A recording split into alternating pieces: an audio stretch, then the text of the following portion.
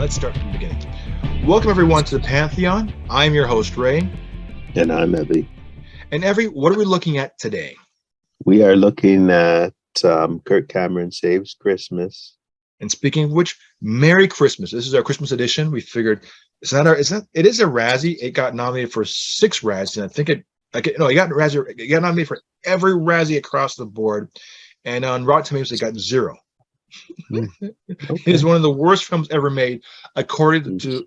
But that's because fans really hated Kirk Cameron for what he was trying to do. But that's something neither here or there.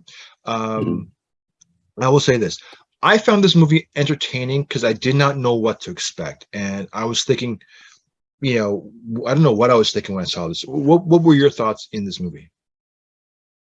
It was kind of funny too that they were trying to, I guess, to prove Kirk Cameron wrong and stuff, and yeah, people beating other people,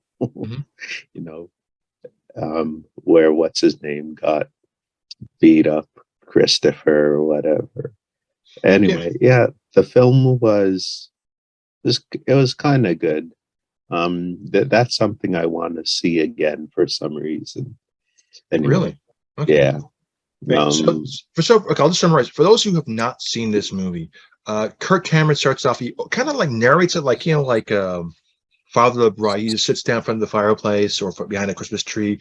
He's gone to his sister's Christmas party. He goes to every year, and he's drinking hot cocoa, which in itself is sort of funny if you look at what's happening. He talks about like how Christmas is a great time of the year, and then I think he wrote this movie because he starts I think what in his mind when he wrote this, it was that I have a message to tell, and people are going to love this. People are going to drink this in and just love what I'm going to say. Be like God himself is working through me like a vessel so I could give the word of God to you.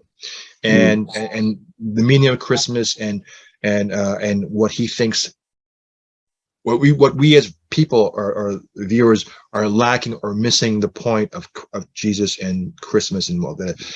So he goes after Christians, he goes after agnostics, atheists, and there's no middle ground. I mean, he's just giving the message of what Christmas is and all that.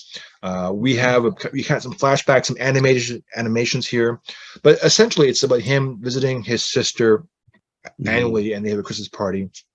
And his brother-in-law, I think his name is Christopher, as you were saying, is not feeling it.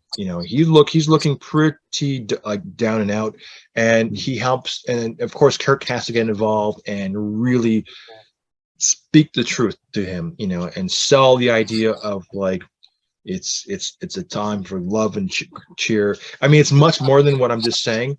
And to the point where he's like the Grinch, and it's Kirk Cameron's job is to try and get him to change and learn all about that. And as you were alluding to before, we talk about Saint Nick and this and some conspiracy that's went on in the past, and how we had the first Christmas tree, how that came about. We talk about pagans.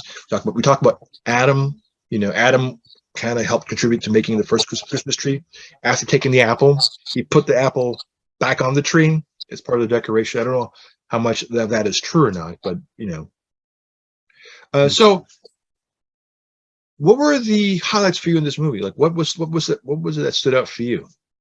Just that what's his name trying to, I guess, say that Christmas is wrong, or that it doesn't, or people trying to, I guess, put Christmas in another light site type thing,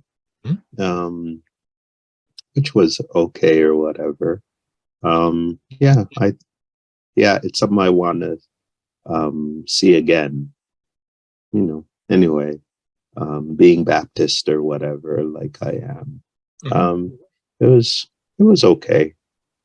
No, it's interesting because that's the thing. When I was watching this, I was thinking to myself, well, I mean, because you grew up in a very like religious household, like you celebrate Christmas, and you understand like how Christmas relates to Catholicism or being Baptist with the idea of the holidays. Like there is an understanding. Yeah. and you think of like Away in the Manger and the whole thing, and the nativity. So these stories, like through Sunday school, you're familiar with the stories that exist within the atmosphere of this, right? So so what he was saying, did any of that stuff make sense to you? Like in terms of his story, like his narration of the story, did he go outside the norms that you were familiar with, or was it like relatively accurate? Yeah, but you never know. I thought it was pretty good, and person believes what they want to believe, and if they want to, fine. It was okay.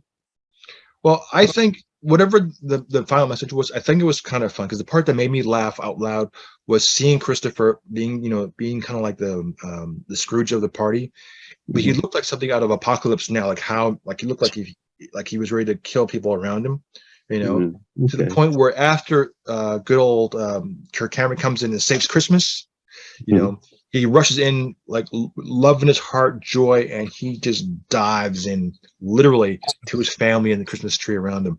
So I found humor in the juxtaposition of like how it begins and how it ends and this journey that Christopher goes through. What would make it funny for me would be that every time Kirk Cameron goes through his stories and he has these little flashbacks, we should just cut to Christopher like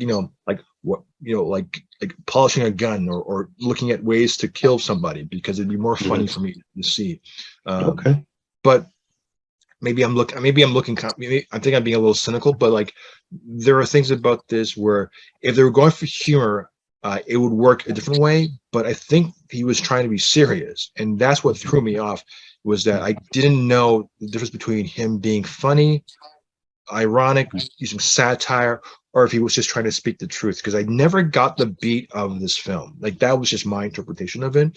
I think at the end of the day, I think the message was like sincerity. I just think the medium in which he tried to attempt was really missing the mark. But I don't know. I don't know what certain fans would say. I wouldn't recommend this. I'd say send somebody you don't like to watch this and have them get back to you. That's what I would say. Okay. So with that, I am Ray. Merry Christmas, Evy. And Merry Christmas. We'll talk to you in a few days. Take care. Later.